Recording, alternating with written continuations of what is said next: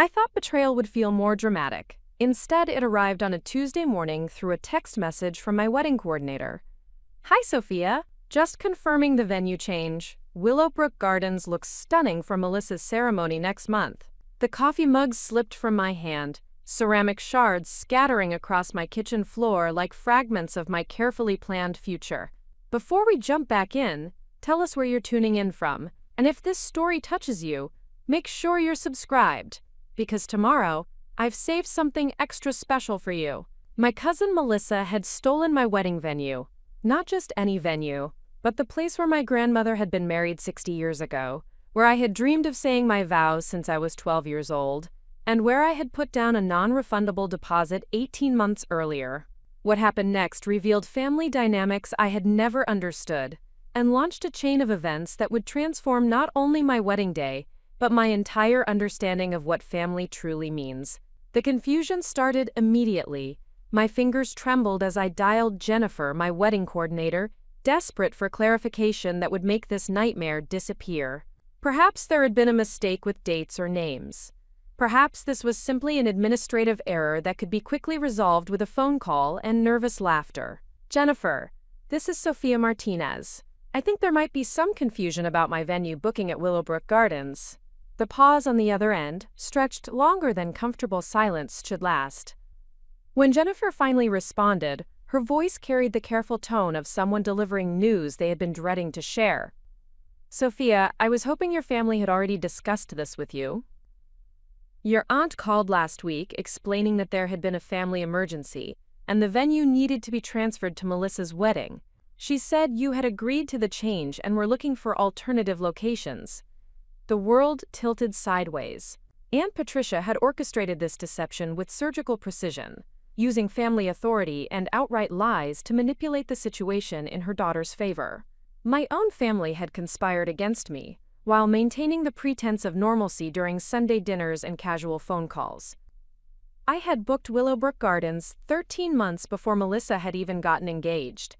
The venue required a 2-year advance booking for their premium summer dates, and I had secured the third Saturday in June through careful planning and financial sacrifice. The deposit alone had required 3 months of overtime work at the marketing firm where I managed social media campaigns for local businesses. Willowbrook Gardens represented more than just a beautiful location for wedding photographs. The estate had been in the same family for 4 generations, maintaining its original architecture and gardens while modernizing facilities for contemporary celebrations. My grandmother had shown me her wedding photographs taken beneath the same oak trees that would frame my own ceremony. The venue connected past and present in ways that transformed a single day into part of a larger family narrative. The sentimental value made the betrayal particularly devastating, but the practical implications were equally crushing. June wedding venues in our area were typically booked 2 years in advance. With only 5 months remaining until my wedding date, finding an alternative location would require either significant compromise on vision or substantial additional expense to secure a last-minute cancellation. My relationship with Melissa had always been complicated by the dynamics between our mothers. Aunt Patricia treated family relationships like competitive sports, where every achievement by someone else's child represented a personal failure in her parenting. My academic scholarships had been dismissed as luck. My career advancement had been attributed to timing rather than competence. My engagement to David had prompted immediate comparisons to Melissa's dating life, and questions about when she might find someone suitable. When Melissa announced her engagement 6 months after mine, the family celebration felt forced and performative. Her fiancé Ryan was objectively successful, a commercial real estate attorney with an impressive salary and family connections, but their relationship had always seemed more strategic than romantic. They attended the right social events, belonged to the appropriate organizations, and presented themselves as an ideal couple for family and professional networks. My relationship with David followed a different pattern entirely. We had met during graduate school when both of us were pursuing evening MBA programs while working full-time jobs. Our connection was built through shared values, intellectual compatibility, and genuine enjoyment of each other's company, rather than social positioning or family expectations. David worked as a project manager for a renewable energy consulting firm, choosing meaningful work over maximum salary potential. The economic differences between our relationships had not escaped family notice. Ryan could afford expensive restaurants, luxury vacations, and designer engagement rings. David and I chose hiking trails, cooking together, and carefully planned financial goals that balanced present enjoyment with future security. Aunt Patricia frequently made pointed comments about practical considerations and lifestyle compatibility that seemed designed to highlight these economic disparities. Now, those same economic differences had apparently justified stealing my wedding venue through deception and manipulation. Melissa needed Willowbrook Gardens because her social circle expected a certain level of elegance and sophistication. My preferences were treated as less important because my financial constraints were assumed to make me more flexible about alternatives. The phone call with Jennifer had left me sitting on my kitchen floor surrounded by coffee-stained ceramic fragments, struggling to process the magnitude of betrayal and the immediate practical crisis it had created. My wedding was scheduled for 5 months away. Invitations had been ordered with venue information. Vendors had been coordinated around the specific logistics of Willowbrook Gardens. The carefully orchestrated timeline that had taken over a year to develop was now completely disrupted. David found me there when he returned from his morning run, still holding my phone and staring at the mess of broken ceramic and spilled coffee that seemed to symbolize everything falling apart simultaneously. His face shifted from concern about the immediate situation to anger as I explained what had happened with the venue transfer. "They can't just steal our venue," he said with the kind of righteous indignation that made me love him even more. "We have a contract. We have documentation. This is fraud." His practical response helped me move beyond shock toward problem solving, but it also highlighted how naive we had both been about family politics and the lengths some people would go to prioritize their own interests. Contracts and documentation mattered in business relationships, but family dynamics operated according to different rules that prioritized hierarchy, favoritism, and emotional manipulation over legal obligations. I called my mother next, hoping for support or at least explanation of how this situation had developed without my knowledge. Mom answered on the first ring, her voice carrying the guilty tone of someone who had been expecting this conversation and dreading it. "Sweetheart, I know this is difficult, but Patricia was in such a state about Melissa's wedding planning. Ryan's family has very specific expectations, and they had already committed to certain arrangements when Willowbrook Gardens became available. Patricia thought maybe you and David would understand, given the family's circumstances."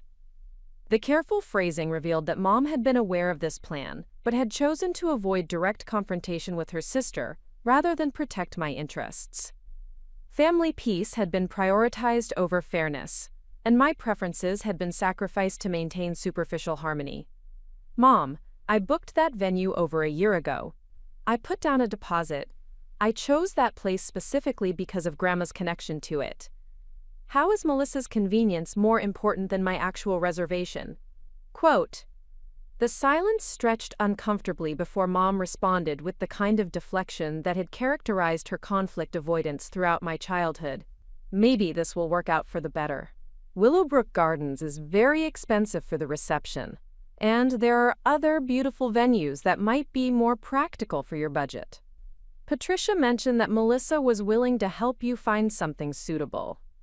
The suggestion that Melissa's assistance in finding an alternative venue represented some kind of generous compensation for stealing my original booking demonstrated how completely my family had rationalized this betrayal. The person who had created the problem was being positioned as the solution provider, and I was expected to express gratitude for this arrangement.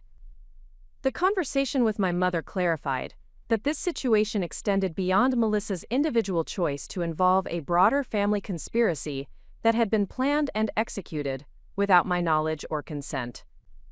Multiple adults who claimed to love and support me had participated in deception that prioritized someone else's convenience over my clearly established plans. After hanging up, I spent the afternoon researching legal options for challenging the venue transfer while simultaneously investigating available alternative locations. The legal path seemed complex and time-consuming, requiring documentation of the original booking and proof of the fraudulent transfer. Even if successful, Legal action might not restore venue access in time for my planned wedding date. The alternative venue search confirmed my worst fears about availability and cost. The few locations with openings during my preferred timeframe were either significantly more expensive than our budget could accommodate, or substantially different from our original vision in ways that would require comprehensive replanning of every other wedding element. By evening, the initial shock had transformed into a clear-eyed assessment of both the betrayal itself and the broader family dynamics that had enabled it. This was not an isolated incident or a misunderstanding that could be resolved through better communication. This was a deliberate choice by people who claimed to care about me but were willing to sacrifice my happiness for someone else's convenience. David returned home from work to find me surrounded by venue brochures, legal documents, and notebook pages filled with alternative planning scenarios. His immediate response was to suggest confronting Melissa and Aunt Patricia directly, demanding they restore the original booking or face public exposure of their deception. "We're not going to let them get away with this," he said, with the determination that made him such an effective project manager. "They're counting on you being too polite or too conflict-averse to fight back. But this is our wedding, and you deserve better than being manipulated by people who are supposed to support you." His anger on my behalf was validating, but I was beginning to understand that this situation represented something larger than venue theft. This was about family relationships that had been built on false foundations, and my own role in perpetuating dynamics that prioritized other people's comfort over my own well-being. The broken coffee mug still scattered across my kitchen floor had become a metaphor I could not ignore. Something that had seemed solid and reliable had shattered unexpectedly, revealing sharp edges and creating a mess that required careful cleanup. But ceramic fragments could be swept away and replaced. The question was whether family relationships deserved the same treatment, and whether some betrayals were too significant to overlook in the name of maintaining peace. As I prepared for bed that night, I realized that tomorrow would require decisions about much more than wedding venues. This crisis had revealed truths about family loyalty, personal boundaries, and the difference between keeping peace and enabling dysfunction. The venue theft was devastating, but it might also be liberating if it forced me to build relationships based on mutual respect rather than obligation and fear. The next morning would bring phone calls, confrontations, and choices that would determine not only where I got married, but what kind of family relationships I was willing to accept going forward. Melissa had stolen my wedding venue, but she had also inadvertently given me an opportunity to reclaim something more valuable, my right to be treated with respect by the people who claimed to love me. Preparing and narrating this story took us a lot of time, so if you are enjoying it, subscribe to our channel. It means a lot to us. Now back to the story. The morning after discovering the venue betrayal, I woke with unusual clarity. The initial devastation had crystallized into something more productive. A systematic assessment of exactly what I was dealing with and what resources I actually possessed to address it. David had already left for an early client meeting, leaving me alone with my thoughts and a kitchen that still bore traces of yesterday's shattered coffee mug. I opened a fresh notebook and wrote across the top of the first page, "What I actually have control over."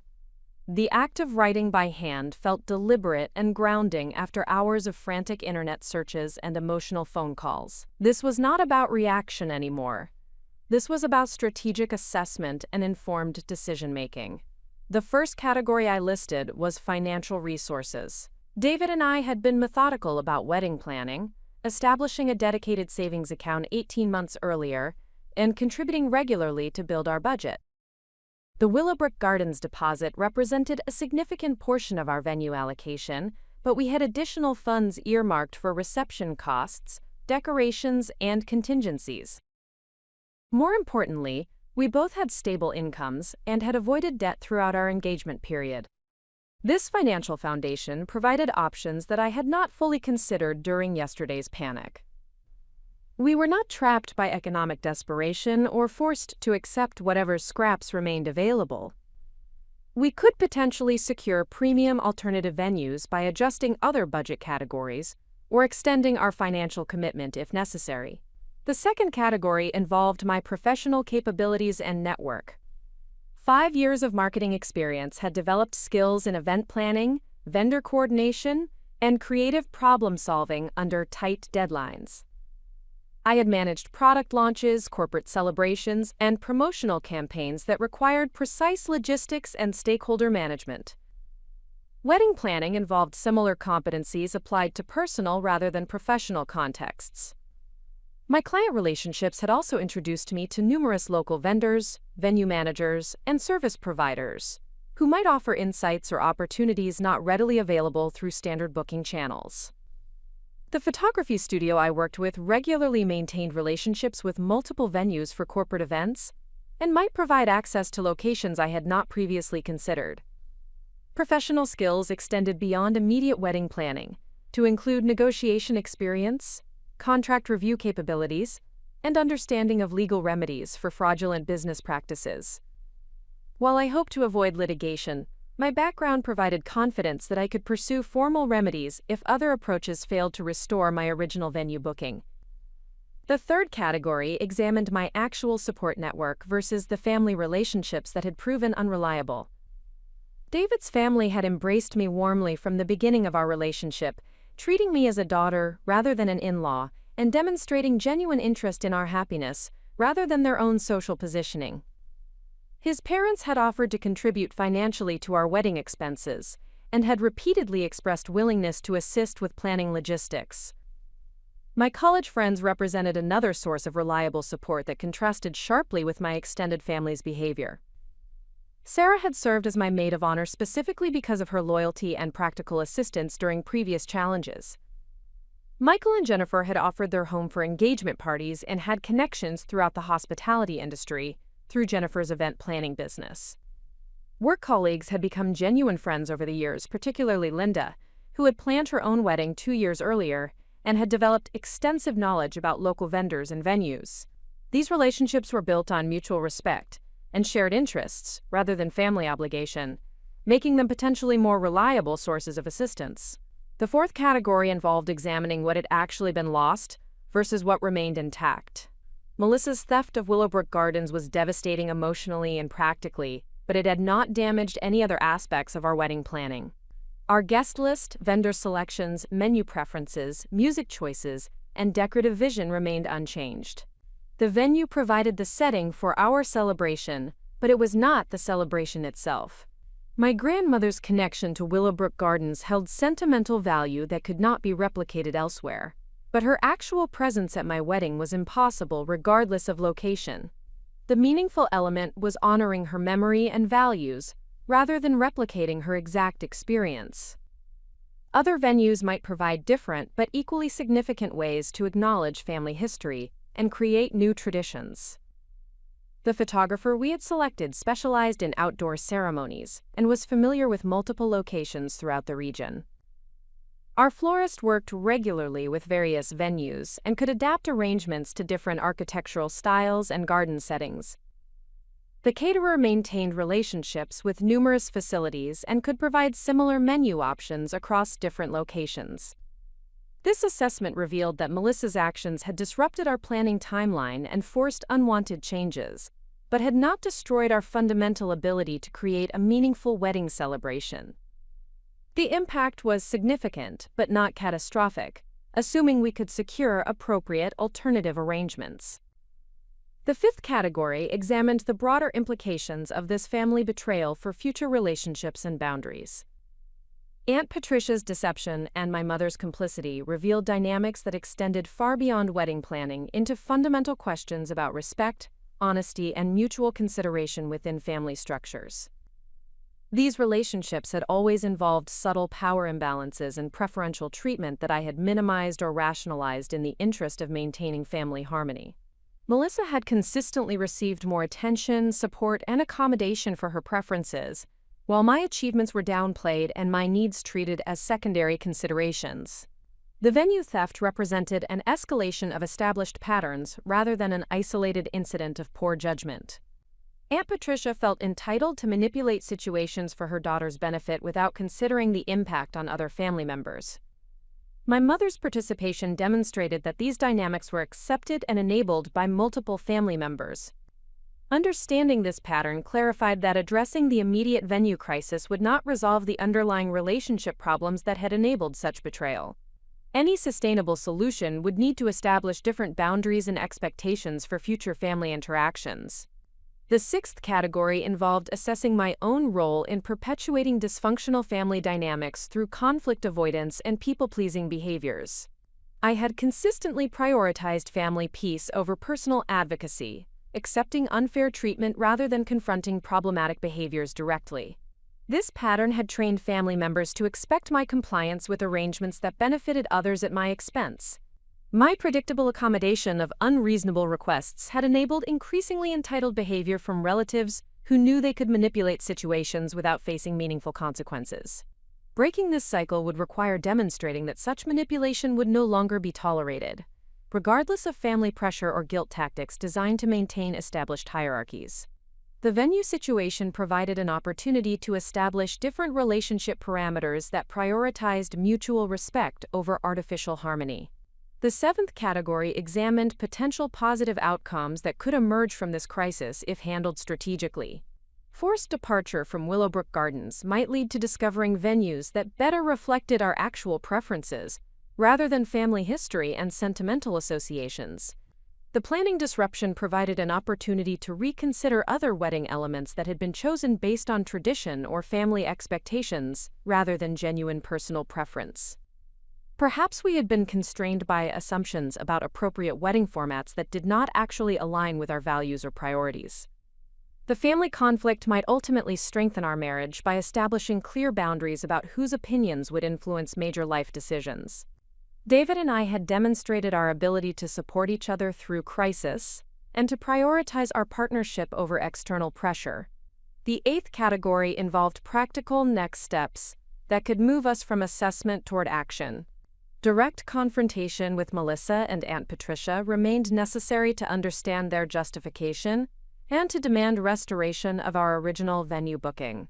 This conversation would likely be unpleasant, but would provide essential information about whether resolution was possible through family discussion. Simultaneous pursuit of alternative venues would protect us against the possibility that family negotiation would fail to restore our original arrangements. Jennifer's event planning connections could accelerate this search process while providing professional evaluation of different options. Documentation of all communications and financial transactions related to the venue booking would support potential legal action if other remedies proved insufficient. While litigation remained an undesirable option, preparation for that possibility would strengthen our negotiating position. The ninth category examined lessons about trust, expectations, and relationship management that could improve future decision-making.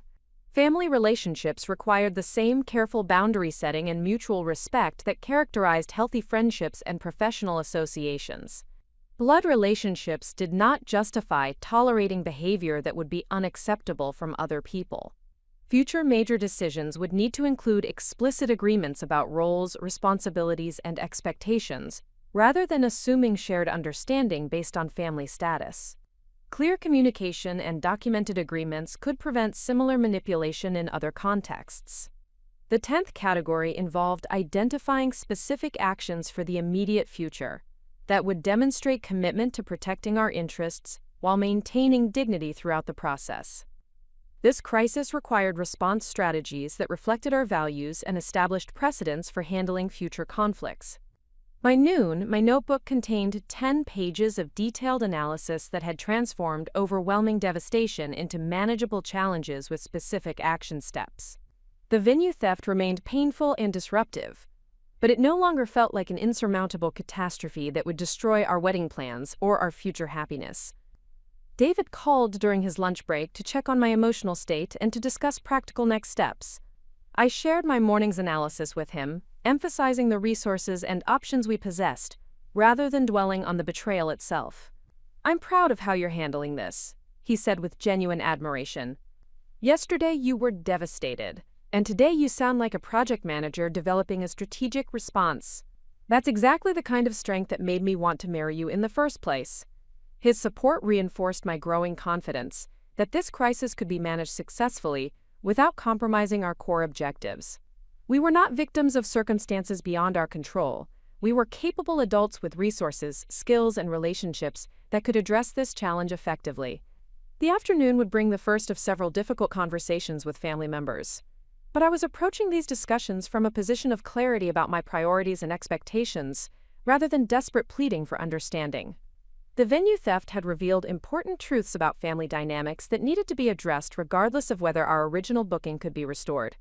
Melissa had unknowingly provided me with an opportunity to examine relationships and assumptions that had constrained my choices for years. The question now was whether I would use this crisis to establish healthier boundaries and more authentic connections, or whether I would allow family pressure to maintain dysfunctional patterns that prioritized other people's comfort over my own well-being. The inventory phase had clarified that I possessed more resources and options than the initial shock had suggested. The real question was not whether we could create a meaningful wedding celebration, but whether I was prepared to demand the respect and consideration that should characterize healthy family relationships. Tomorrow would test whether my family was capable of acknowledging their betrayal and making appropriate amends, or whether this crisis would force me to build new traditions and relationships that actually supported my happiness rather than merely tolerating my presence. The call to Sarah came first because she had proven herself through 3 years of friendship that began in graduate school and continued through career changes, relationship developments, and family complications. When I explained the venue situation, her response was immediate and characteristically direct. "That is absolutely unacceptable behavior from people who claim to love you. We're going to fix this situation, and we're going to do it in a way that shows everyone involved what integrity and real family support actually look like." Sarah's marketing consulting firm had developed relationships with numerous local businesses through corporate event planning and promotional partnerships. Within 2 hours of our conversation, she had compiled a list of 12 alternative venues with availability during our target time frame, complete with contact information, pricing ranges, and specific advantages each location offered. Her approach demonstrated the difference between genuine support and the performative concern my family had provided. Rather than expressing sympathy while expecting me to solve the problem independently, Sarah immediately leveraged her professional network to create practical solutions. Her assistance felt collaborative rather than condescending. The first venue on her list was Riverside Estates, a historic property that had recently completed renovations to accommodate weddings and corporate events. The estate featured gardens that rivaled Willowbrook's natural beauty, while offering more flexible pricing and customization options. Sarah had connected me directly with the owner, Maria Hernandez, who agreed to provide a personal tour that afternoon. Jennifer from my previous workplace responded to my call with similar enthusiasm and practical assistance. Her event planning background had developed relationships with vendors throughout the region, and she immediately offered to coordinate communications with our existing suppliers to ensure seamless transitions if we changed venues. Honestly, Sophia, I've worked with Willowbrook Gardens before, and while they're beautiful, they're also quite restrictive about vendor choices and ceremony formats.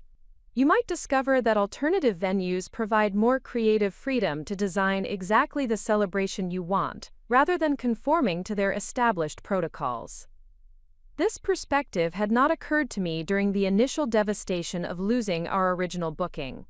Willowbrook Gardens carried sentimental significance, but that emotional attachment might have prevented me from considering options that better reflected our actual preferences and values. Jennifer also shared information about vendor relationships that could provide cost savings and enhance services at different venues. Her florist connections included suppliers who specialized in creating stunning arrangements with locally sourced materials, potentially reducing costs while supporting regional businesses. Her catering contacts featured providers who offered more diverse menu options than Willowbrook's preferred vendor list allowed. David's sister Amanda called that evening after hearing about the situation from her brother. Her response revealed the stark contrast between his family's support and the betrayal I had experienced from my own relatives. "David told me what happened with your cousin, and I want you to know that our entire family is outraged on your behalf. That kind of behavior is completely unacceptable, and we want to help however we can to ensure your wedding day is everything you've dreamed of."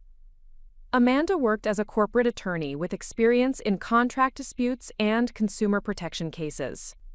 She offered to review all documentation related to our original venue booking and to explore legal remedies for the fraudulent transfer of our reservation. Her professional expertise provided confidence that we possessed options beyond family negotiation if restoration of our original booking proved impossible.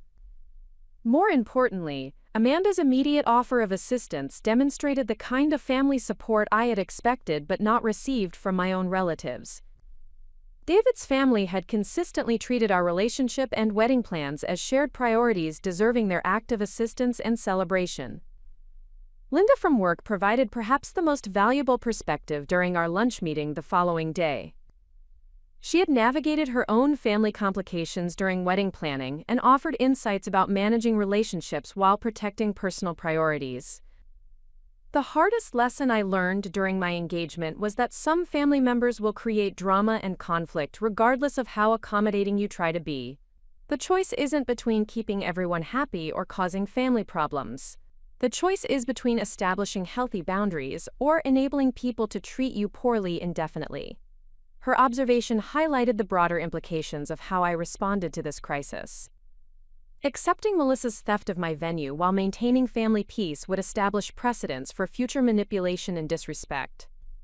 Standing firm about appropriate treatment might create temporary conflict, but would demonstrate that such behavior carried meaningful consequences. Linda also shared practical information about alternative venues she had investigated during her own planning process. Lakeview Manor had recently begun hosting weddings after years as an exclusive private residence. The property offered intimate garden settings with superior catering flexibility and significantly lower costs than traditional wedding venues. Mountain View Lodge specialized in outdoor ceremonies with rustic elegance that might better reflect our preferences for natural settings and casual sophistication. Their packages included coordination services that could simplify vendor management while ensuring professional execution of all wedding elements. These conversations revealed that my network included far more resources and support than I had initially recognized. Professional relationships had developed into genuine friendships that provided both practical assistance and emotional encouragement during crisis. David's family offered the kind of unconditional support that I had expected but not received from my own relatives. The contrast between authentic support and family obligation became increasingly clear as these conversations continued. People who owed me nothing were volunteering substantial time and effort to ensure our wedding plans succeeded. Meanwhile, relatives who claimed to love me had conspired to prioritize someone else's convenience over my clearly established plans. Professor Martinez from my graduate program called unexpectedly after hearing about the situation through Sarah's network. His wife managed special events for a nonprofit organization and had developed relationships with numerous unique venues that might not appear in traditional wedding planning resources. I remember your presentations about event marketing and stakeholder management. You demonstrated exceptional planning skills and creative problem-solving abilities. This situation with your venue is unfortunate, but I suspect you'll discover options that create an even more meaningful celebration than your original plans would have provided. Quote, his confidence in my capabilities reinforced my growing sense that this crisis represented an opportunity for improvement rather than simply damage control. The forced departure from Willowbrook Gardens was creating space to examine assumptions and explore possibilities that might never have been considered otherwise. His wife Elena contacted me directly that afternoon with information about Wildflower Farm, a sustainable agriculture operation that hosted educational events and had recently begun offering wedding services. Their approach emphasized environmental responsibility, local sourcing, and community connection rather than traditional elegance and formal protocols. The venue's philosophy aligned more closely with David's and my values than the historical luxury that Willowbrook Gardens represented. Wildflower Farm offered opportunities to incorporate meaningful elements like locally grown flowers, farm-to-table catering, and charitable donations to environmental organizations, rather than focusing solely on aesthetic appeal. Elena also mentioned that the farm's owners, Robert and Catherine Mitchell, had built their business around supporting couples whose values aligned with sustainable practices and community engagement. They offered pricing flexibility for couples who demonstrated genuine commitment to environmental and social responsibility.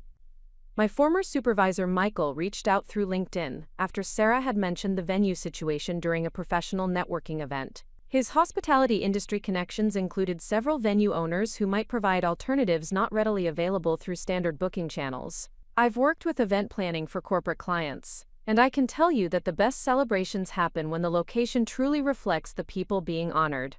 Sometimes unexpected venues create more memorable experiences than traditional choices because they're more authentic to the individuals involved. His perspective encouraged me to consider non-traditional options that might better represent our personalities and relationship rather than conforming to expectations about appropriate wedding venues. Our connection was built through shared interests in hiking, environmental conservation, and sustainable living rather than social positioning or family expectations. Michael introduced me to the owner of Sunset Ridge Winery, which hosted intimate weddings among their vineyards with a focus on local wine pairings and seasonal cuisine. Their approach emphasized celebration of regional agriculture and community connections, rather than imported luxury or formal protocols. The winery's setting offered natural beauty that could rival Willowbrook Gardens, while providing unique elements like wine tastings, vineyard tours, and educational components about sustainable agriculture. Their pricing structure was more transparent and flexible than traditional venues, with options for couples to customize packages based on actual preferences, rather than predetermined formulas. These networking conversations had accomplished several important objectives, beyond simply identifying alternative venues. They had demonstrated the difference between authentic support and obligatory assistance. They had revealed resources and connections that had been invisible during stable circumstances. They had provided perspective about opportunities that might emerge from apparent disasters. Most significantly, they had established a foundation of genuine relationships that would continue providing value long after the immediate venue crisis was resolved. These connections were based on mutual respect and shared values, rather than family obligation or social positioning. The pattern was unmistakable. People who had no obligation to assist me were volunteering substantial time and effort to ensure my success and happiness. Meanwhile, family members who claimed special bonds based on blood relationships had prioritized someone else's convenience over my established plans and emotional well-being. This network activation had also revealed professional capabilities I had not fully recognized or valued. My event planning experience, relationship management skills, and problem-solving abilities were being acknowledged and respected by people whose opinions I valued. The crisis had created opportunities to demonstrate strengths that had been taken for granted during routine circumstances. By the end of the week, I had compiled information about 8 alternative venues that offered different but potentially superior options to our original Willowbrook Gardens booking. Each possibility reflected different aspects of our values and preferences while providing practical advantages in terms of cost, flexibility, or unique features. The venue theft that had initially felt like a devastating loss was beginning to look like liberation from constraints I had not recognized. Melissa's manipulation had forced me to examine assumptions and explore possibilities that might have remained invisible if our original plans had proceeded without disruption.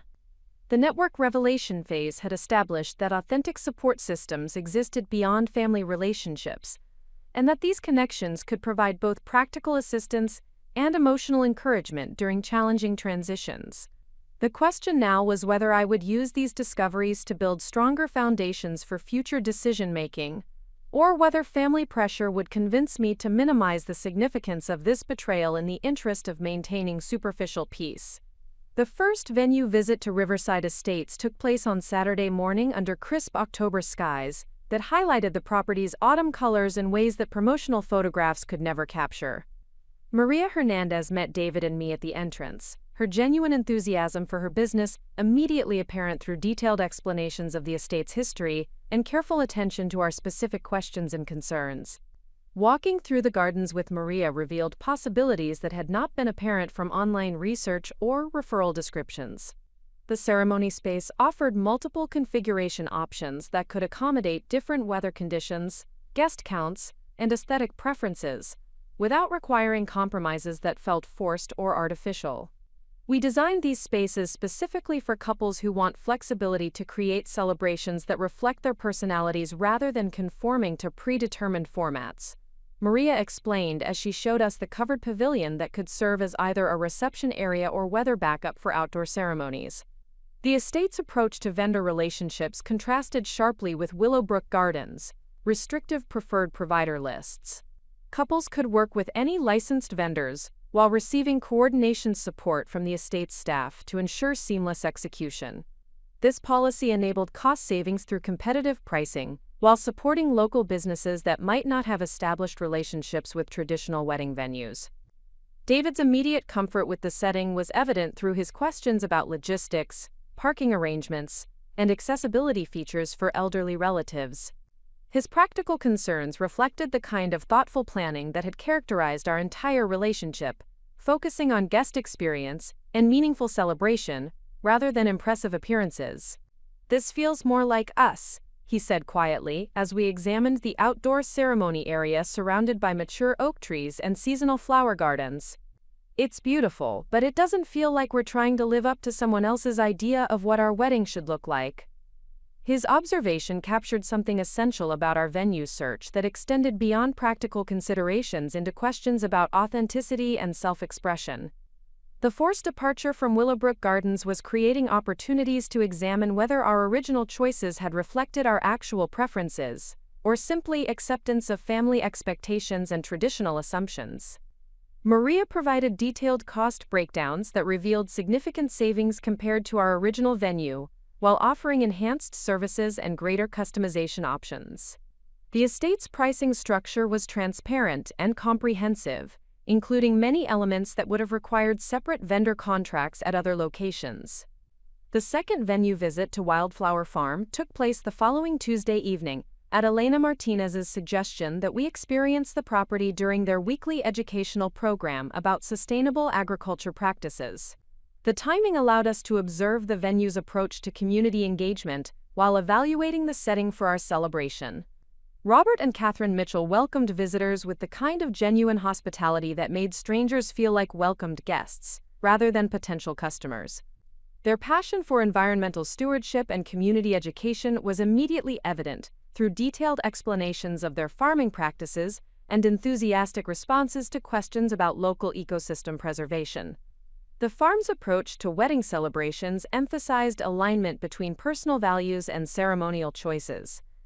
Couples who selected Wildflower Farm typically shared commitments to environmental responsibility, local sourcing, and community support that influenced every aspect of their event planning, from menu selection to decorative materials. "We work with couples to create celebrations that feel meaningful beyond the single day," Catherine explained during our tour of the ceremony areas. "The goal is supporting relationships and community connections that will continue growing long after the wedding photographs are filed away." This philosophy resonated with both David and me in ways that surprised us with their emotional intensity. Our relationship had been built around shared values regarding environmental responsibility, community engagement, and thoughtful resource management. The farm's approach would allow our wedding celebration to demonstrate these commitments rather than simply accommodating them.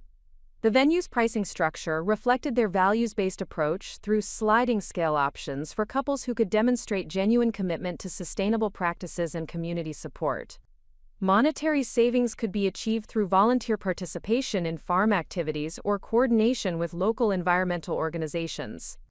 David's enthusiasm for this option became apparent through his questions about incorporating educational elements into our celebration, such as farm tours for interested guests or informational displays about sustainable agriculture and environmental conservation. His vision of our wedding as an opportunity to share important values with family and friends had not been possible within Willowbrook Gardens' traditional framework. The third venue visit to Lakeview Manor occurred during their monthly open house event, allowing us to observe the property while other couples were conducting their own evaluations. This timing provided insights into the venue's standard operations, while enabling informal conversations with other prospective couples about their experiences and impressions. The manor's intimate scale created a sense of exclusive celebration that could accommodate our guest list while maintaining personal atmosphere throughout the evening. The lakefront setting offered natural beauty that required minimal decoration, while providing stunning backdrop options for photography during different seasons and lighting conditions. Eleanor Whitmore, the manor's owner and primary coordinator, had transformed her family's estate into a wedding venue after her children established their own families and the property became too large for personal use. Her approach combined professional event management with personal attention that reflected genuine interest in each couple's success and happiness. I host weddings because I believe in celebrating love and commitment in settings that honor the significance of those promises, Eleanor explained during our private consultation. This property has witnessed 4 generations of my family's important moments, and I want to share that sense of continuity and blessing with couples who will create their own family traditions. Her philosophy created an emotional connection to the venue that differed from both commercial hospitality and historical significance. Lakeview Manor offered the opportunity to participate in ongoing family traditions while establishing our own unique celebration within that supportive framework. The venue's pricing reflected Eleanor's personal investment in each couple's success through comprehensive coordination services and flexibility regarding vendor selections, menu customization, and decorative choices. Her experience hosting family celebrations translated into practical knowledge about logistics that could prevent common planning challenges while maintaining personal attention throughout the preparation process. The 4th venue visit to Mountain View Lodge required a Saturday morning drive into the foothills, but the journey provided opportunities for David and me to discuss our impressions of the previous locations, while experiencing the natural setting that would surround our celebration if we selected this option. The lodge's rustic elegance combined natural materials and outdoor settings with professional amenities and coordination services that could accommodate our guest count while maintaining the intimate atmosphere we preferred. The property's elevation provided spectacular views that changed throughout the day, offering multiple backdrop options for ceremony and reception activities. James Patterson, the lodge owner, had developed the wedding venue as an extension of his existing hospitality business, after recognizing demand for outdoor celebrations that combined natural beauty with professional service standards. His approach emphasized collaboration with couples to create celebrations that reflected their outdoor interests and appreciation for natural settings. We work with couples who choose this location because they want their celebration to reflect their love of nature and outdoor activities, James explained during our tour of the ceremony sites. The goal is creating an experience that feels authentic to your relationship rather than imposed by venue limitations. The lodge's vendor relationships included specialists in outdoor event management, weather contingency planning, and seasonal decoration that could adapt to changing conditions while maintaining celebration quality throughout the day. Their experience with mountain weather patterns and seasonal variations provided confidence that our celebration could proceed successfully, regardless of specific weather conditions on our wedding day. David's immediate connection to this setting was evident through his questions about hiking trail access for adventurous guests and opportunities to incorporate outdoor activities into our wedding weekend for visitors who shared our interests in natural recreation and environmental appreciation. The 5th venue visit to Sunset Ridge Winery took place during their Harvest Festival, providing opportunities to experience the property's community atmosphere while evaluating the setting for our private celebration. The timing allowed us to sample their wine selections while observing how the venue managed large groups and maintained quality standards during high-volume events. Thomas and Rebecca Santos had established their wedding venue services as natural extensions of their winemaking business and commitment to supporting local agriculture through tourism and educational programs. Their approach emphasized celebration of regional culture and agricultural traditions, while providing elegant settings for personal milestone events. Wine represents transformation of simple ingredients into something complex and meaningful through careful attention and time, Rebecca explained during our private tasting session. Weddings involve similar transformation processes, and we try to support couples through that journey while creating celebrations that honor both tradition and personal vision. The winery's approach to wedding celebrations incorporated wine education, local food pairings, and agricultural tourism elements that could create unique experiences for guests while supporting the regional economy and environmental conservation efforts that aligned with our personal values. Their pricing structure reflected the comprehensive nature of their services, through inclusive packages that covered ceremony coordination, reception management, and specialized elements like wine pairings and agricultural tours that would have required separate arrangements at other venues. These venue visits had accomplished multiple objectives beyond simply identifying location alternatives to our stolen Willowbrook Gardens booking. They had revealed the variety of celebration styles and value systems that different venues supported while highlighting options that might better reflect our actual preferences than our original choice. More significantly, the experimental phase had demonstrated our capability to create meaningful experiences through active choice-making rather than passive acceptance of traditional expectations or family pressures.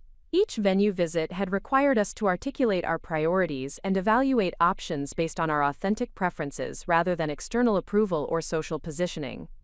The process had also strengthened our partnership through collaborative decision-making that prioritized our shared values and long-term relationship goals rather than immediate convenience or conflict avoidance. David's enthusiasm for venues that reflected our environmental commitments and community values had reinforced my growing confidence that this crisis might ultimately lead to better outcomes than our original plans. By the conclusion of the experimental phase, we had identified 3 venues that offered superior options to Willowbrook Gardens in terms of cost, flexibility, value alignment, and creative possibilities. The venue theft had forced us to discover alternatives that we might never have considered otherwise, revealing opportunities for celebration that better represented our actual relationship and priorities. The experimental evidence had demonstrated that Melissa's manipulation, while personally hurtful, had not damaged our fundamental ability to create a meaningful wedding celebration.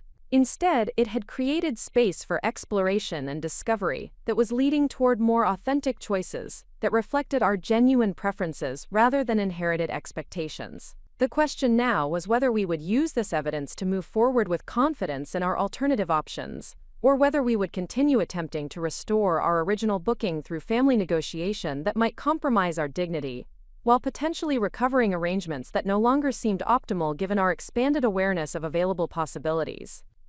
The decision to pursue Wildflower Farm as our primary venue choice required moving beyond casual visits to substantial commitment that would test our preferences under realistic wedding planning pressures. Catherine Mitchell had offered us a trial coordination period where we could begin detailed planning while maintaining the option to withdraw without financial penalty, if the venue proved incompatible with our actual needs versus our theoretical preferences. This arrangement provided the perfect laboratory for testing whether our enthusiasm for the farm's values-based approach would sustain through the practical challenges of menu planning, vendor coordination, and guest management within their sustainable agriculture framework. The next 6 weeks would reveal whether our alignment with their philosophy translated into successful event execution or created complications we had not anticipated. The first substantial test involved menu planning with their preferred caterer, Marcus Chen, whose farm-to-table approach required seasonal flexibility and local sourcing that differed significantly from traditional wedding catering models. Rather than selecting predetermined meal options from standardized menus, we would collaborate to design offerings based on ingredients available during our wedding time frame and grown within 50 miles of the venue. Marcus met with us at the farm during the 3rd week of October to discuss possibilities for a June celebration, explaining how seasonal availability would influence our options while demonstrating the superior quality achievable through fresh, locally sourced ingredients. His passion for sustainable cooking and support of regional agriculture aligned perfectly with our values, but his approach required trust in his expertise rather than detailed control over specific menu elements.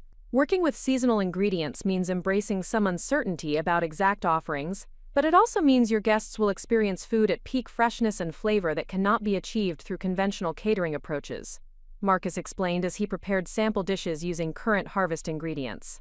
The trade-off is flexibility for quality and meaningful support of local farming communities. The sample menu exceeded our expectations in terms of both flavor complexity and visual presentation, while demonstrating how sustainable practices could enhance rather than compromise celebration quality. Marcus's creative use of seasonal vegetables, locally raised proteins, and artisanal products from regional suppliers created dining experiences that would educate guests about local agriculture while providing exceptional culinary quality. However, the planning process also revealed challenges that had not been apparent during our initial venue visits. Seasonal menu planning required earlier decision-making deadlines than traditional catering to ensure ingredient availability and vendor coordination. Guest dietary restrictions would need more detailed documentation to accommodate special needs within seasonal ingredient constraints. David's enthusiasm for the educational aspects of our menu choices was evident through his questions about incorporating information cards describing ingredient sources and farming practices for each dish. His vision of using our wedding celebration to raise awareness about sustainable agriculture reflected our shared values while creating unique elements that would distinguish our event from conventional celebrations. The second major test involved coordinating with their preferred florist, Ana Rodriguez, whose sustainable approach to wedding flowers emphasized locally grown, seasonal blooms rather than imported arrangements that required extensive transportation and resource consumption. Her design philosophy aligned with our environmental values but required flexibility about specific flower varieties and color schemes. Anna's portfolio demonstrated stunning arrangements created entirely from locally sourced materials, including flowers grown specifically for weddings at partner farms within the region. Her designs incorporated natural elements like branches, herbs, and seasonal foliage that created sophisticated arrangements while supporting local growers and reducing environmental impact. Sustainable floriculture means working with nature's timing rather than forcing specific looks through artificial manipulation. Anna explained during our design consultation at her studio, surrounded by locally grown flowers in various stages of preparation. The arrangements will reflect the season's natural beauty while supporting farming practices that protect soil health and biodiversity. The planning process revealed both advantages and limitations of this approach. Locally grown flowers offered unique varieties and superior freshness that created distinctive arrangements unavailable through conventional florists. However, achieving specific color schemes or flower varieties required advanced coordination with local growers and flexibility about exact specifications. David's suggestion to incorporate herbs and edible flowers that guests could take home as sustainable favors demonstrated his growing enthusiasm for integrating our values throughout every aspect of our celebration. His creativity in connecting different wedding elements through shared environmental themes was transforming our planning from logistical coordination into meaningful expression of our relationship priorities. The third substantial test involved working with their coordination team to manage guest communications about the venue's unique features and expectations. Wildflower Farm's approach required educating guests about sustainable practices, while ensuring their comfort during outdoor celebration activities that might differ from traditional wedding formats. Sarah Patterson, the farm's event coordinator, had developed comprehensive communication materials that explained the venue's philosophy while providing practical information about appropriate attire, parking arrangements, and facility amenities. Her experience managing values-based celebrations had taught her to address potential guest concerns proactively while maintaining the venue's educational mission. Some guests will be unfamiliar with farm venue settings and sustainable practices, so clear communication prevents confusion while creating opportunities for positive education about environmental responsibility. Sarah explained during our coordination meeting in the farm's conference room, overlooking the ceremony gardens. The guest communication process revealed considerations that had not been apparent during our initial venue selection. Elderly relatives might require additional assistance navigating outdoor pathways and natural settings. Urban guests might need guidance about appropriate footwear and clothing for outdoor celebration activities. Guests with allergies or environmental sensitivities might need advance notice about potential exposure to agricultural elements. However, the planning process also demonstrated how thoughtful communication could transform potential challenges into opportunities for guest engagement and education. Information packets about the farm's sustainable practices could create conversation starters while helping guests understand the values reflected in our venue choice. The fourth test involved budget management within the farm's values-based pricing structure, which offered savings through sustainable practices while requiring different allocation priorities than conventional venue planning. Cost reductions achieved through local sourcing and seasonal flexibility created opportunities to invest in enhanced guest experiences or charitable donations to environmental organizations. Catherine's transparent pricing approach eliminated many hidden costs associated with traditional venues while providing clear breakdowns of how our expenditures supported local businesses and sustainable practices. The farm's sliding scale pricing rewarded couples who demonstrated genuine commitment to environmental responsibility through volunteer participation or educational advocacy. David and I had decided to pursue maximum cost savings through volunteer coordination with farm activities leading up to our celebration, including participation in spring planting activities and educational program assistance. This involvement would reduce our venue costs while providing meaningful connection to the agricultural processes that would supply our celebration ingredients. The volunteer coordination revealed physical demands and time commitments that tested our practical commitment to sustainable practices beyond theoretical support. Spring planting activities required weekend availability during weather-appropriate conditions that could not be precisely scheduled in advance. Educational program assistance involved evening commitments that might conflict with other wedding planning activities. However, the volunteer experience also provided unexpected benefits that deepened our connection to the venue and our confidence in our choice. Working alongside other couples who shared our values created a supportive community of soon-to-be-married individuals who understood the challenges of planning celebrations that reflected personal principles rather than conventional expectations. The fifth test involved managing family reactions to our venue choice, particularly from relatives who had expressed skepticism about non-traditional wedding settings and sustainable practice priorities. Several family members had questioned whether a working farm provided appropriate elegance for formal celebration, or whether our environmental focus reflected practical priorities versus social positioning. My mother's response to our venue announcement revealed ongoing tensions about family expectations and celebration appropriateness that extended beyond the immediate venue theft crisis. Her concerns about guest comfort and social perceptions reflected deeper anxieties about how our choices would be judged by extended family and community members. I understand that you want your wedding to reflect your values, but I hope you will also consider whether your guests will be comfortable and whether this setting provides appropriate elegance for such an important family celebration, she had said during our phone conversation announcing our final venue decision. Her feedback highlighted the gap between our priorities and family expectations, while demonstrating how values-based choices required confidence to proceed, despite potential criticism from relatives who prioritized conventional approaches over personal authenticity. David's family provided contrasting responses that reinforced our decision through enthusiastic support for our environmental commitments and creative approach to celebration planning. His parents had immediately expressed interest in the farm's sustainable practices and had offered to coordinate family travel arrangements that would minimize environmental impact through carpooling and local accommodation options. The sixth test involved coordinating with vendors who shared the farm's sustainability commitments while maintaining professional service standards that would ensure successful celebration execution.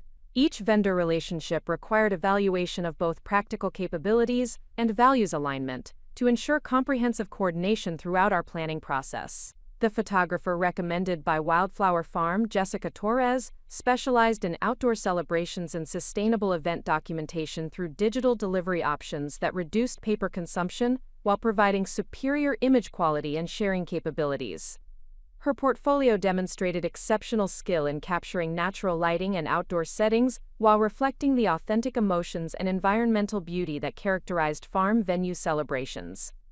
The musician partnerships available through the farm emphasized acoustic performances and local talent that supported regional artists while providing entertainment that complemented outdoor settings without requiring extensive amplification or environmental disruption.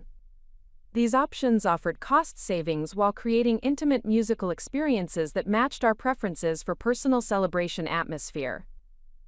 By the conclusion of our 6-week trial coordination period, the reality testing had confirmed our venue choice while revealing practical considerations that would require ongoing attention throughout our planning process. The farm's approach created opportunities for meaningful celebration that aligned with our values, while demanding flexibility and creativity that enhanced rather than complicated our planning experience. The testing phase had also demonstrated our capability to manage complex coordination requirements, while maintaining focus on priorities that reflected our authentic relationship goals rather than external expectations or conventional approaches. David's enthusiasm for creative problem-solving and values integration had strengthened throughout the process, reinforcing my confidence in our partnership and shared vision for our celebration.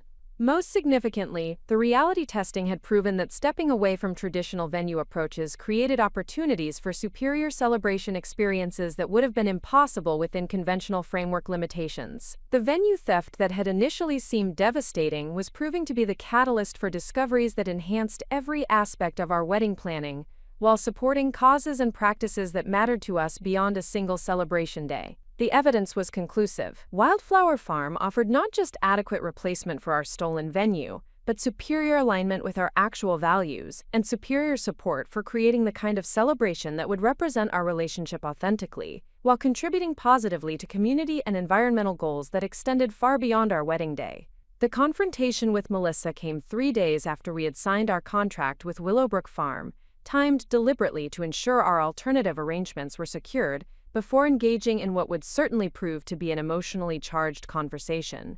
I had requested the meeting through a formal text message that avoided accusations while clearly stating the purpose: to discuss the venue situation and establish boundaries for future family interactions. Melissa arrived at the coffee shop 15 minutes late, her designer handbag and carefully styled appearance suggesting she had treated this meeting as another social appointment rather than acknowledging the seriousness of the conversation ahead. Her immediate approach revealed the defensive positioning she had prepared to justify her actions, while minimizing their impact on my wedding planning process. Sophia, I hope you understand that the venue situation was never personal against you. Ryan's family had very specific expectations about our wedding location, and when Willowbrook Gardens became available through some cancellation mix-up, we had to act quickly to secure the booking. I assumed you would be flexible about finding alternative arrangements given your more casual approach to wedding planning. Her explanation demonstrated sophisticated manipulation techniques that reframed theft as reasonable accommodation while positioning my preferences as less legitimate than her social obligations. The reference to cancellation mix-up deliberately obscured her mother's deceptive coordination with my wedding planner, while characterizing my planning approach as casual implied that my venue choice had been less thoughtful or important than her own. The conversation continued with Melissa expressing surprise that I had not appreciated her offer to assist with finding alternative venues, suggesting that my negative reaction demonstrated unrealistic expectations about family support and wedding planning flexibility. Her tone conveyed wounded innocence rather than acknowledgement of wrongdoing, creating a narrative where she was the injured party responding to my unreasonable demands. I thought we could work together to find you something even better than Willowbrook Gardens, but instead you shut down communication and made this whole situation much more difficult than it needed to be. Ryan's family noticed the family tension at our engagement party, and it created unnecessary drama during what should have been a celebration. This response revealed the extent to which Melissa had convinced herself that her actions were justified and that any conflict resulted from my failure to accommodate her needs gracefully. Her reference to creating particularly demonstrated her expectation that I should have accepted the venue theft quietly to avoid disrupting her celebration timeline. My response required careful balance between addressing her specific justifications while establishing clear boundaries about acceptable behavior in family relationships. The goal was not to convince her that her actions had been wrong, since her defensive positioning indicated that acknowledgement was unlikely, but rather to communicate that such manipulation would not be tolerated in future interactions. Melissa, you and your mother coordinated with my wedding planner to transfer my venue reservation without my knowledge or consent. This was not a canceled booking that happened to become available. This was my confirmed reservation that you obtained through deception. The impact on my planning timeline and emotional well-being was significant, regardless of your intentions or family pressures. Her reaction to this direct statement revealed the depth of her investment in maintaining her victimization narrative, rather than acknowledging responsibility for harmful actions. Her voice escalated in both volume and emotional intensity as she defended her position while attacking my character and relationship choices. You are being completely unreasonable about this situation. Everyone in the family knows that Ryan and I needed that venue more than you and David, because of the social expectations we have to meet. Your relationship is more casual, and you have always been more flexible about these kinds of arrangements. I cannot believe you are making this into such a huge issue when we offered to help you find something more appropriate for your budget and style.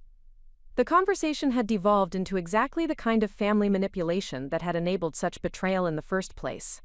Melissa was employing emotional escalation, victim positioning, and social hierarchy justifications to avoid accountability, while pressuring me to resume my historical pattern of accommodation and conflict avoidance. At this point, I recognized that continued engagement would only provide additional opportunities for manipulation without achieving any productive resolution. Her investment in maintaining her narrative was absolute, and no amount of logical explanation would penetrate her defensive positioning.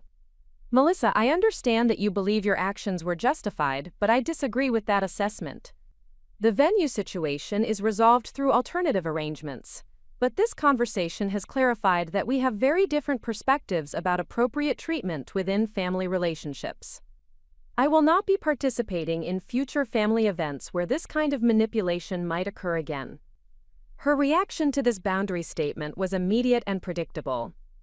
Accusations of selfishness, threats about family consequences, and demands that I reconsider my position to maintain family harmony. The intensity of her response confirmed that boundary establishment was both necessary and effective in disrupting established patterns of manipulation. The second major resistance encounter occurred 2 days later through a phone call from Aunt Patricia, who had clearly been briefed by Melissa about our conversation and was attempting to restore family peace through authority positioning and guilt manipulation. Her approach was more sophisticated than her daughter's emotional escalation, but followed similar patterns of reframing harmful behavior as reasonable accommodation. Sophia, I understand that you are upset about the venue situation, but I hope you will consider the broader family implications of your reaction. Melissa is devastated by your accusations and threats to skip family events. She was trying to include you in finding solutions, but instead you have created division during what should be a happy time for everyone.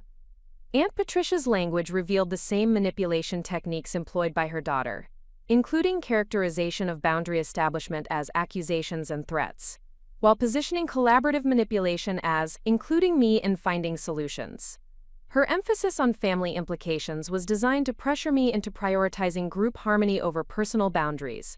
The conversation continued with detailed explanations of the social pressures Ryan's family had created regarding venue selection, financial contributions they had offered contingent on appropriate location choices, and timeline constraints that had forced immediate action without opportunity for extended family consultation. These explanations were intended to demonstrate that the venue theft had been necessary rather than chosen. You have always been more independent and flexible than Melissa, and we thought you would understand the family pressures we were managing and be willing to accommodate this one request. Your reaction has been much more extreme than anyone anticipated, and it is creating problems for everyone involved in what should be celebration planning. Her appeal to my historical family role as the accommodating relative who could be counted on to sacrifice personal preferences for group convenience demonstrated exactly the dynamic that required disruption through boundary establishment. The characterization of my response as extreme was intended to pressure me into minimizing the significance of the betrayal. My response to Aunt Patricia required even greater care than the conversation with Melissa, since her authority positioning within family hierarchy could potentially create broader relationship consequences if not handled diplomatically. However, the same fundamental boundary issues required address regardless of potential family pressure. Patricia, I understand the social pressures you and Melissa were managing, but the solution you chose created significant problems for my wedding planning and violated basic principles of honesty and respect within family relationships. The venue situation is resolved, but the trust issues created by this experience will require time and changed behavior to address. Her reaction revealed the extent to which my historical accommodation had created expectations that boundary establishment would be temporary rather than permanent. She escalated to direct threats about family exclusion, characterizations of my behavior as ungrateful and selfish, and demands that I apologize to Melissa for creating unnecessary conflict during her engagement period. If you continue with this attitude, you will find yourself excluded from family events and celebrations, where your negative influence might disrupt other people's happiness. Melissa deserves better treatment from family members during her engagement, and your behavior is creating stress during what should be the happiest time of her life. This threat revealed the coercive methods employed to maintain family hierarchy and ensure continued accommodation of preferred relatives at the expense of others. The irony of demanding that I avoid disrupting Melissa's happiness, while ignoring the disruption she had created for my own celebration, demonstrated the selective application of consideration within family dynamics. The third major resistance encounter occurred through my mother's increasingly frequent phone calls attempting to restore family peace through emotional manipulation and appeals to my sense of responsibility for group harmony. Her approach avoided direct confrontation while consistently pressuring me to minimize the significance of the venue theft and resume normal family participation.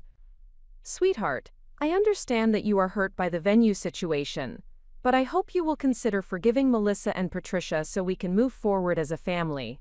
This conflict is creating tension for everyone, and I worry that prolonged anger will damage relationships that have always been important to you. My mother's language employed classic manipulation techniques, including characterization of boundary enforcement as prolonged anger, and positioning forgiveness as automatic relationship restoration rather than earned trust rebuilding. Her emphasis on family unity prioritized group comfort over individual respect while minimizing the significance of harmful behavior. The most challenging aspect of resistance from my mother was her genuine distress about family conflict, combined with her inability to understand that some behaviors required consequences rather than automatic forgiveness. Her conflict avoidance patterns had enabled manipulative family dynamics for years while preventing the accountability that might have improved relationship quality. Mom, I am not maintaining anger or refusing to forgive, but forgiveness does not require accepting continued manipulation or pretending that harmful behavior was acceptable. Healthy family relationships require mutual respect and appropriate boundaries, not automatic accommodation regardless of treatment quality. Her response revealed the depth of her investment in conflict avoidance over relationship health. She escalated to tearful appeals about family unity, concerns about my isolation from relatives who loved me, and fears that my boundary establishment would create permanent family division that could not be repaired. The fourth resistance source emerged through social pressure from extended family members who had been informed about the venue conflict, through selective information sharing that portrayed me as the unreasonable party refusing to accommodate legitimate family needs. Several cousins and relatives contacted me with expressions of concern about family harmony and suggestions that compromise would be more mature than continued conflict. This coordinated family pressure campaign demonstrated the sophisticated nature of the manipulation system that had enabled the venue theft in the first place. Multiple family members were employed to apply consistent pressure while maintaining plausible deniability about organized coercion attempts. The most effective resistance came through financial pressure, when several family members suggested that continued conflict might affect their attendance and gift-giving for our wedding celebration. These threats were presented as natural consequences of my behavior, rather than deliberate punishment for boundary establishment. However, the resistance encounters also provided unexpected validation of our venue choice and planning decisions.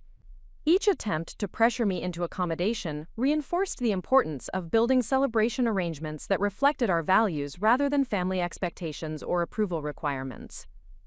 David's response to the family pressure campaign was immediate and uncompromising support for my boundary establishment efforts combined with practical assistance in managing the emotional toll of sustained manipulation attempts. His family provided contrasting examples of healthy relationship dynamics that reinforced our decision to prioritize mutual respect over artificial harmony. The resistance encounters had accomplished their intended purpose of testing my commitment to boundary establishment, while revealing the extent of family investment in maintaining dysfunctional dynamics that prioritized some members over others. Each manipulation attempt had strengthened my resolve while providing evidence that accommodation would only enable continued harmful behavior.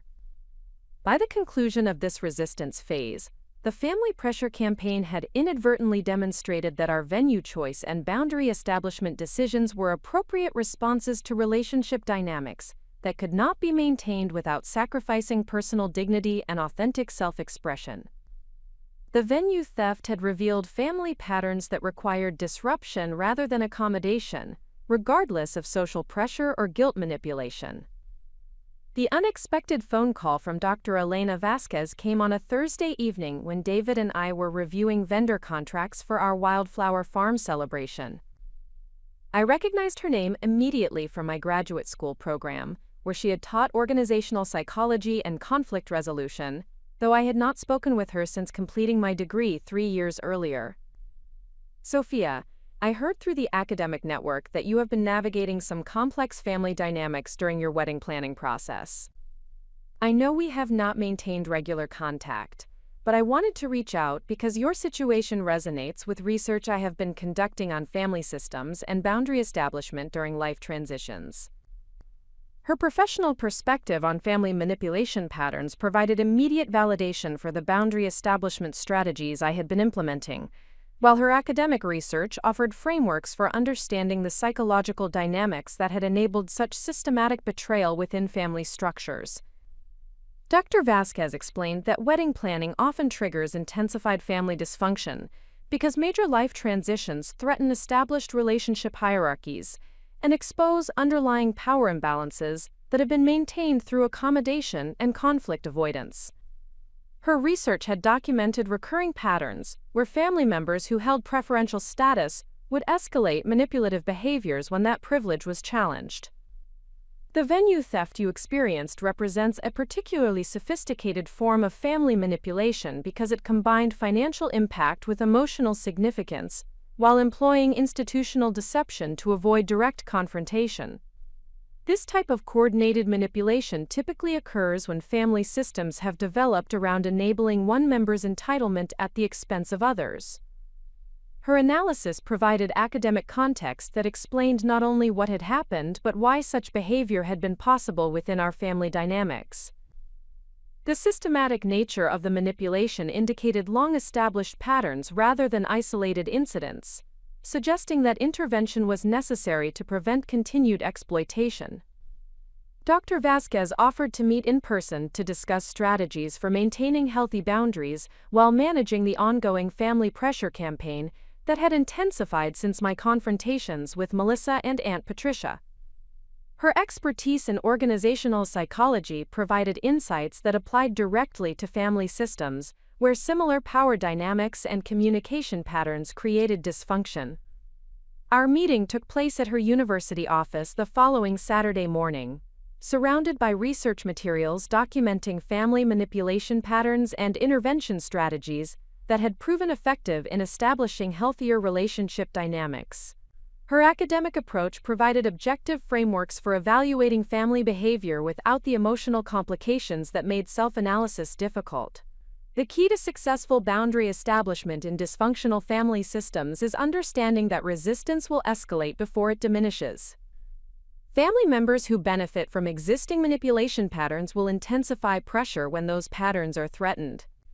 Your experience with coordinated guilt campaigns and social isolation threats represents predictable responses to effective boundary enforcement.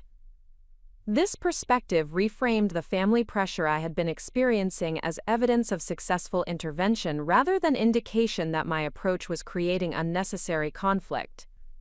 Dr. Vasquez explained that healthy family systems would respond to boundary requests with negotiation and respect, while dysfunctional systems would escalate manipulation attempts to restore previous control dynamics. Her research had identified specific strategies that proved most effective for individuals seeking to establish healthier relationships within manipulative family structures. These approaches balanced firm boundary maintenance with diplomatic communication that avoided unnecessary escalation while refusing to accommodate harmful behavior. The most successful boundary establishment occurs when individuals maintain consistency between stated values and actual behavior, while refusing to engage with manipulation attempts through emotional escalation or defensive justification. Your response to family pressure should reflect your commitment to mutual respect rather than reaction to their specific tactics. Dr. Vasquez provided specific communication frameworks that could help me navigate future family interactions without compromising my established boundaries or engaging in unproductive conflict patterns. These approaches emphasized clear statement of expectations combined with natural consequences for boundary violations. She also introduced me to the concept of values-based decision-making as a framework for evaluating family relationship choices.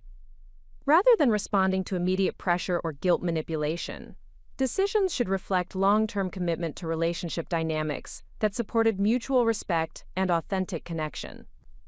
Your wedding planning crisis has created an opportunity to establish relationship patterns that will influence family dynamics for decades.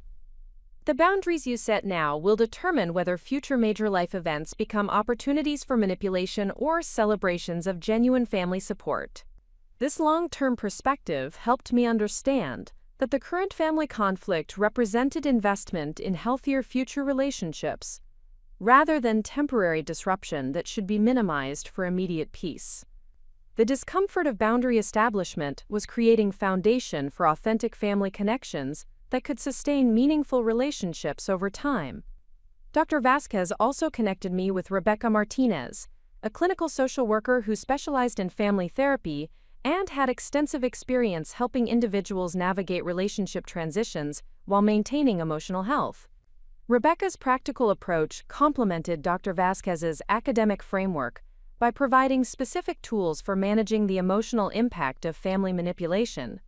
Rebecca's office provided a comfortable environment for discussing the guilt, anxiety, and self-doubt that had emerged through the family pressure campaign, despite my intellectual understanding that boundary establishment was appropriate and necessary. Her therapeutic approach normalized these emotional responses while providing strategies for maintaining clarity about relationship priorities.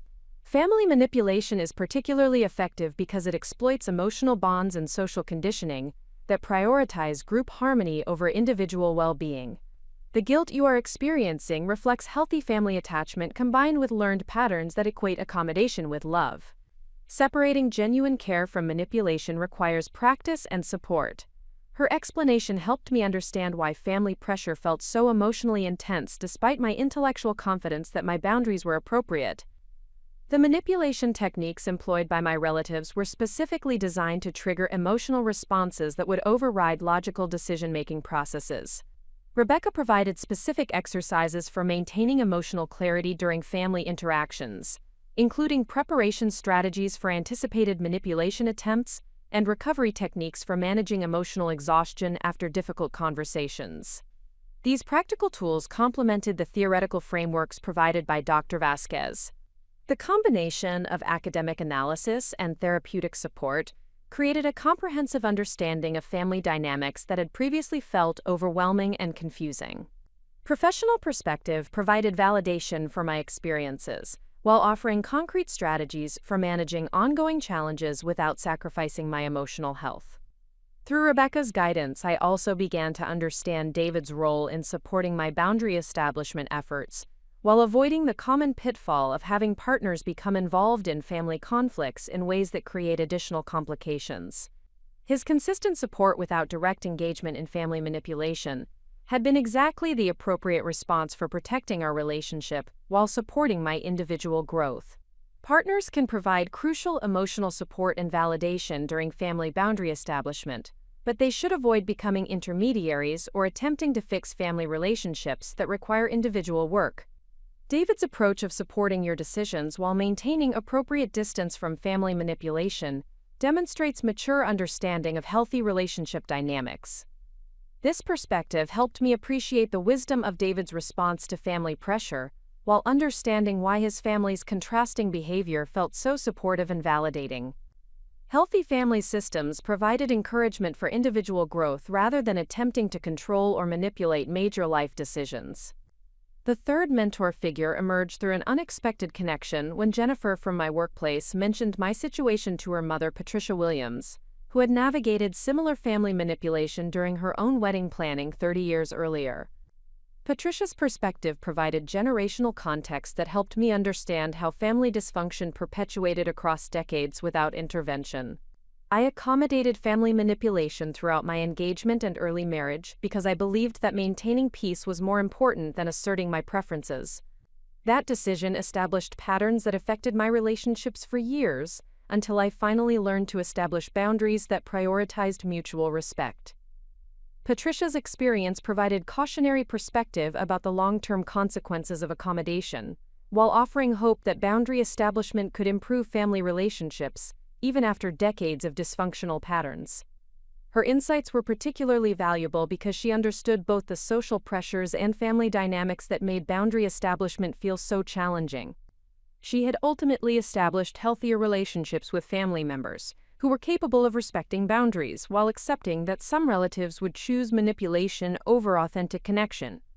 This outcome had initially felt like failure, but had ultimately created space for more meaningful relationships with family members who valued genuine connection. The most difficult realization was understanding that some family members preferred manipulation and control over authentic relationship, Accepting that reality allowed me to invest energy in relationships that supported mutual growth rather than continuing to accommodate behavior that prevented genuine connection. Patricia's long-term perspective helped me understand that the current family crisis might ultimately strengthen relationships with family members who were capable of growth, while revealing those who were committed to maintaining dysfunctional patterns regardless of consequences. Her experience also provided practical insights about managing wedding planning decisions within family pressure campaigns, including strategies for maintaining focus on personal values, while avoiding unnecessary conflict that distracted from celebration preparation. These approaches had allowed her to create meaningful celebrations despite family manipulation attempts. The mentorship relationships that had developed provided different but complementary perspectives on family boundary establishment, while offering ongoing support throughout the challenging process of maintaining healthy relationship standards. Each mentor contributed unique insights based on their professional expertise or personal experience with similar challenges. Dr. Vasquez provided academic framework and research-based validation for boundary establishment strategies. Rebecca offered therapeutic support and practical tools for managing emotional impact during family manipulation. Patricia shared generational perspective and personal experience with long-term outcomes of different response strategies. Together, these mentorship relationships created comprehensive support for navigating family dysfunction, while maintaining emotional health and relationship priorities that aligned with personal values. The professional validation helped counteract family pressure that characterized boundary establishment as selfish or inappropriate. The Mentor Alliance also provided perspective on the broader significance of this family crisis beyond immediate wedding planning challenges. The boundary establishment skills and relationship clarity gained through this experience would influence future family interactions, professional relationships, and personal development in ways that extended far beyond venue selection and celebration planning. Most importantly, the mentorship relationships demonstrated that seeking professional guidance and experienced perspective during challenging life transitions represented wisdom rather than weakness. The complexity of family manipulation required external support to navigate successfully while maintaining emotional health and relationship priorities. Through these mentorship connections, I gained confidence that the difficult process of boundary establishment was creating foundation for healthier relationships and more authentic self-expression that would benefit every aspect of my future life. The wedding planning crisis had become an opportunity for personal growth and relationship improvement that extended far beyond the immediate venue situation. The realization that managing family manipulation required specific competencies I had never formally developed led me to enroll in a weekend workshop on conflict resolution and healthy communication strategies offered through the local community college's continuing education program. Dr. Vasquez had recommended this intensive training as essential preparation for the long-term boundary maintenance that would be necessary to sustain healthier family relationships. The workshop, led by certified mediator Michael Thompson, brought together 24 participants who were navigating various relationship challenges ranging from workplace disputes to family conflicts to community organization disagreements. The diversity of situations provided valuable perspective on communication patterns and resolution strategies that applied across different contexts, while highlighting universal principles of respectful interaction. The first day focused on identifying communication patterns that escalate conflict versus those that promote understanding and collaborative problem solving.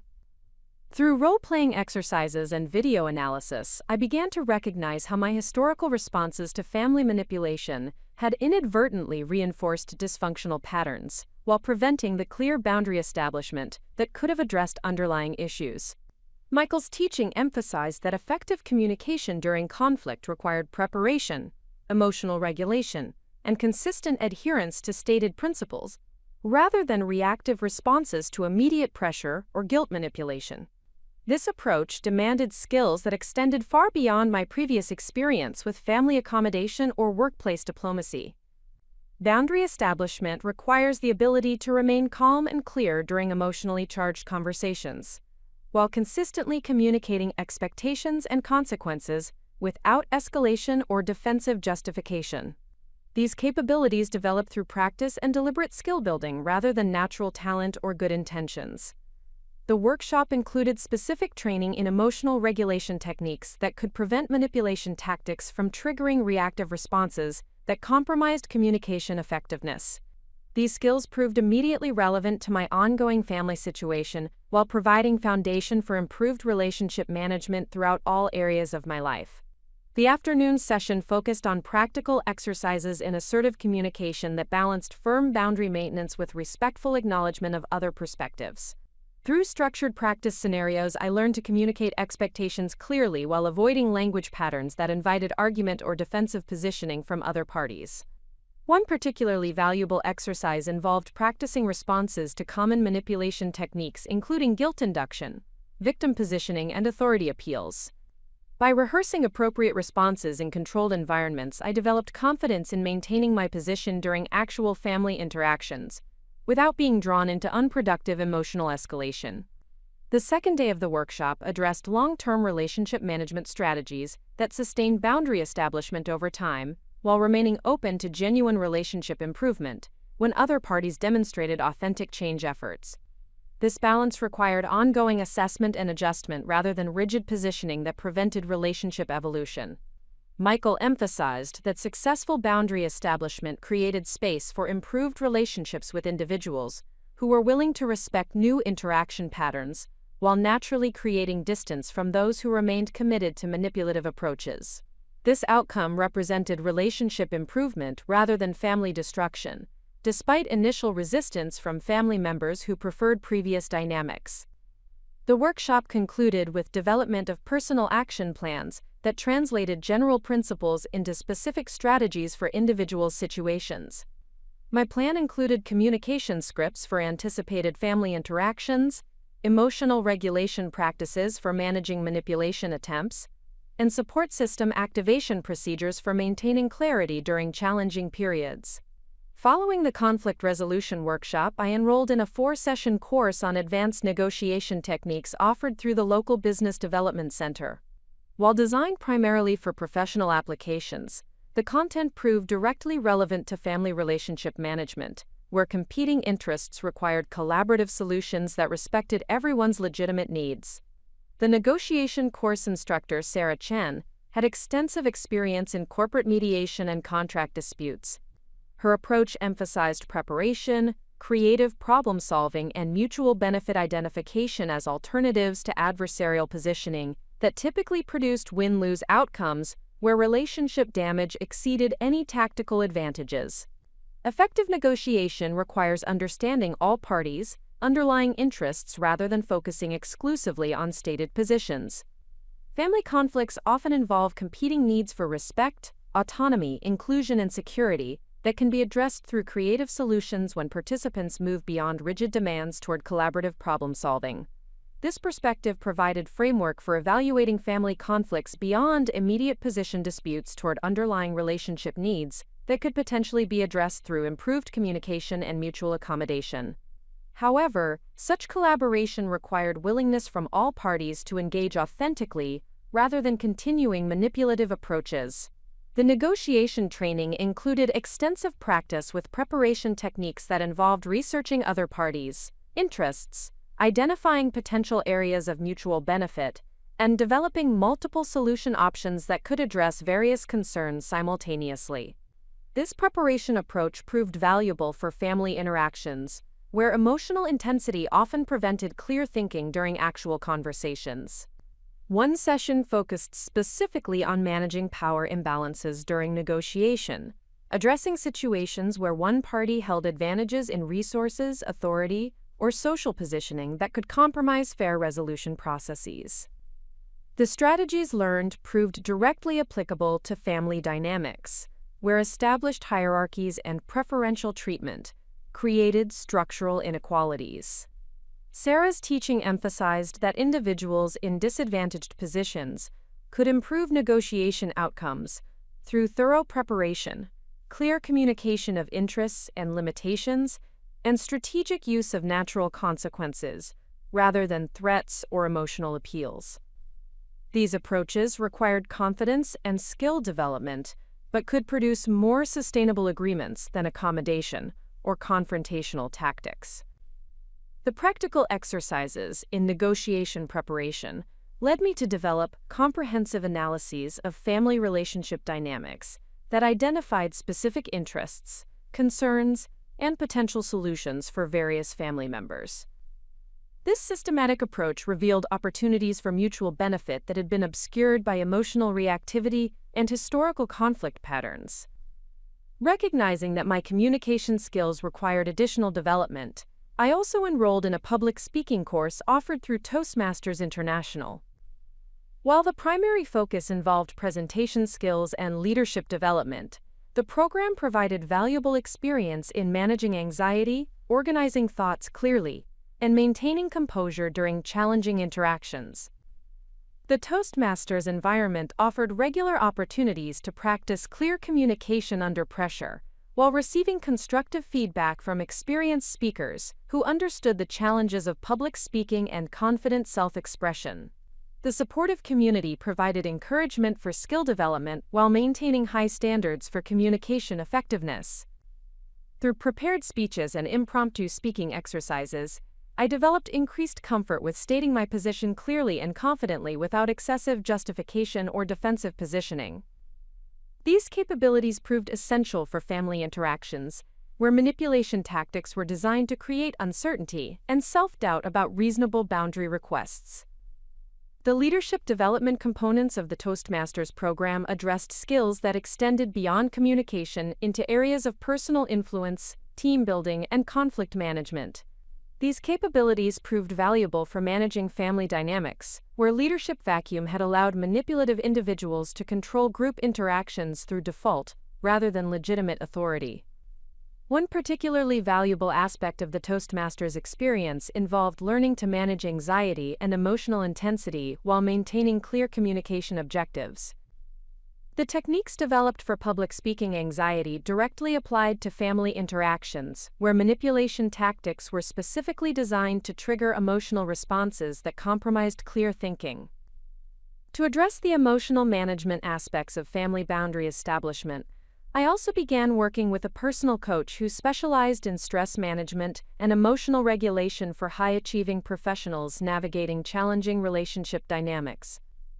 Coach Jennifer Rodriguez provided individualized training and techniques that complemented the group-based learning from workshops and courses. Jennifer's approach emphasized the connection between physical health, emotional regulation, and decision-making capability during challenging interpersonal situations. Her training included breathing techniques, mindfulness practices, and physical exercise routines that supported emotional stability during extended periods of family pressure or manipulation attempts. Boundary establishment requires sustained emotional energy and clear thinking over extended periods. Family manipulation campaigns are specifically designed to exhaust your emotional resources and compromise your decision-making capability. Physical and emotional health practices provide the foundation for maintaining clarity and persistence throughout challenging relationship transitions. The coaching sessions included personalized strategies for managing the specific types of guilt manipulation, social pressure, and emotional escalation that characterized my family's response patterns. By practicing responses to anticipated scenarios, I developed confidence in maintaining my position despite intense emotional pressure from multiple family members. Jennifer also provided training in energy management techniques that helped me maintain emotional availability for positive relationships and wedding planning activities, while protecting my resources from depletion through family manipulation attempts. This balance proved crucial for preventing the family conflict from consuming all my emotional energy during what should have been a celebratory engagement period. The individual coaching complemented the group-based learning by addressing personal patterns and emotional triggers that were specific to my family history and relationship dynamics. Jennifer helped me recognize how childhood experiences had shaped my accommodation patterns while developing alternative response strategies that reflected adult capability and relationship equality. Through the combination of formal training programs and individual coaching, I developed comprehensive capabilities for managing complex relationship dynamics while maintaining personal boundaries and emotional health. These skills extended far beyond the immediate family crisis into areas of professional development, friendship management, and community involvement. The investment in skills development had required significant time and financial commitment during an already stressful wedding planning period. However, the training provided capabilities that would influence every aspect of my future relationships while ensuring that the boundary establishment efforts during the family crisis could be sustained over time rather than abandoned under pressure. David actively supported my skill development efforts by participating in practice exercises and providing feedback about my communication effectiveness during family interactions. His involvement strengthened our partnership while ensuring that the skills I was developing enhanced rather than complicated our relationship dynamics. His family provided contrasting examples of healthy communication patterns that reinforced the training concepts, while demonstrating how respectful relationships functioned when manipulation and guilt tactics were absent. Their consistent support for my boundary establishment efforts validated the appropriateness of my approach, while providing encouragement during challenging periods. The skills development phase had transformed my understanding of family relationships from emotional reactions based on historical patterns towards strategic communication based on clear principles and specific capabilities. This transformation provided confidence for managing not only current family conflicts, but future challenges that would inevitably arise throughout long-term relationships. Most importantly, the formal training had demonstrated that relationship management represented learnable skills rather than fixed personality traits or family destiny. The manipulation patterns that had seemed overwhelming and unchangeable could be addressed through systematic skill development and consistent application of healthy communication principles. The boundary establishment crisis that had initially felt like personal failure or family destruction was revealing itself as opportunity for comprehensive personal development that would influence every aspect of my future relationships and decision-making capabilities. The venue theft had catalyzed growth that extended far beyond wedding planning into fundamental life skills for authentic self-expression and respectful relationship management. The monthly gathering of couples planning weddings at Wildflower Farm created an unexpected foundation for building authentic relationships within a community that shared similar values regarding sustainable practices and intentional celebration choices. Catherine Mitchell had established these meetings to facilitate coordination among couples whose events would occur throughout the growing season, while fostering connections that extended beyond individual wedding planning needs. The January meeting brought together 12 couples in various stages of preparation, representing ceremonies scheduled from April through October. Each couple had selected Wildflower Farm specifically because of alignment between personal values and the venue's environmental commitment, creating natural common ground that transcended the typical competitiveness often associated with wedding planning communities. During introductions, the diversity of backgrounds and relationship stories revealed how shared values regarding sustainability and community support could unite individuals across different professional fields, economic circumstances, and family situations. The common thread involved couples who prioritized authentic expression over social positioning and meaningful contribution over impressive appearance. Sarah and Michael Chen were planning a July ceremony that would incorporate traditional Chinese tea ceremony elements with locally sourced botanical ingredients. Their approach demonstrated how cultural traditions could be honored within sustainable frameworks while educating guests about both heritage practices and environmental responsibility. Rebecca and James Martinez had designed their September celebration around their shared commitment to environmental education, planning to donate reception centerpieces to local schools for science program use, while incorporating educational displays about native plant species and conservation practices throughout their event. Lisa and David Thompson were creating an April ceremony that would serve as a fundraiser for local agricultural preservation efforts, with guest donations supporting land conservation initiatives that protected farming operations like Wildflower Farm from development pressure. These examples provided inspiration for incorporating meaningful elements into our own celebration, while demonstrating the creative possibilities that emerged when wedding planning reflected genuine values, rather than conventional expectations or social pressure. The couples shared practical insights about vendor coordination, budget management, and family communication strategies that had proven effective within the unique framework of values-based celebration planning. Their experiences provided valuable perspectives on challenges and solutions that extended beyond standard wedding planning advice. The community meetings also facilitated coordination regarding vendor sharing, seasonal decoration exchange, and collaborative purchasing arrangements that reduced costs while supporting local businesses through consistent partnership relationships. These cooperative approaches reflected the venue's community-building philosophy while providing practical benefits for participating couples. Through regular attendance at these monthly gatherings, David and I developed genuine friendships with couples whose commitment to sustainable practices created ongoing connections that would extend beyond our respective wedding celebrations. The relationships formed through shared values proved more substantial than typical wedding planning networking that focused primarily on vendor recommendations and logistical coordination. The community integration process also involved participation in Wildflower Farm's volunteer programs that connected wedding couples with the agricultural operations that would supply ingredients for their celebrations. The monthly volunteer days provided hands-on experience with sustainable farming practices while building personal connections to the food production processes that would nourish our guests. The February volunteer session focused on greenhouse preparation for spring planting, involving soil preparation, seed starting, and irrigation system maintenance that would support the herbs and vegetables used in wedding catering throughout the growing season. The physical work provided satisfying contrast to the administrative aspects of wedding planning, while creating tangible contribution to our celebration's sustainability goals. Working alongside other wedding couples during these volunteer sessions created natural opportunities for deeper conversation about values, relationship goals, and community involvement that extended far beyond wedding planning topics. The shared physical activity and common purpose fostered authentic connections that would not have developed through casual social interactions. Robert and Catherine Mitchell participated actively in volunteer sessions, working alongside couples rather than supervising from distance.